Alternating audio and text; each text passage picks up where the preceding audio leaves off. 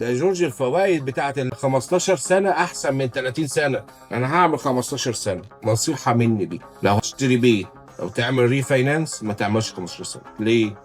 الفايدة أقل في ال 10 سنين و15 سنة، بس البيمنت بتاعت ال 15 سنة أعلى بكتير من 30 سنة. طب بالراحة كده، اشرح لي بالراحة. أنت لما تيجي تشتري أو تعمل ريفاينانس اعمله دايما على 30 سنة، واما تيجي تقعد مع اللون اوفيسر بتاعك تقول له البيمنت بتاعتي كام في 15 سنة، هيقول لك مثلا 3000.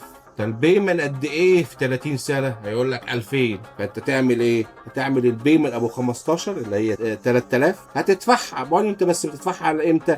على 30 سنة. ليه؟ العقد شريعة المتعاقدين. فأنا ما أعرفش ظروفي بكرة شكلها إيه. أنا معايا فلوسي كويسة وأقدر أدفع 15 سنة، طب ما أنا أدفع على مزاجي. والريت خلي بالك مش هيبقى فيه فرق كبير، ما أنت كده كده هتدفع لأصل المبلغ، هتدفع للبرنسبل كل شهر، فأنت كده كده بعد 15 سنة ممكن يعني هيبقى 17. بس لو عايز تدفع زيادة ادفع، بس أنا حريتي. فلما أجي أعمل عقد أعمله على أطول مدة مش أقصر مدة، علشان أنا ما أعرفش ظروف بكرة فيها إيه. وده رأيي البروفيشنال والشخصي برضه. لو عجبك الفيديو يا ريت تعمل لايك وشير، ولو عاوز نتكلم مع بعض خش على gmbrokerage.com وهتلاقي زوم لينك وتحجز ميعاد ونتكلم مع بعض براحتنا.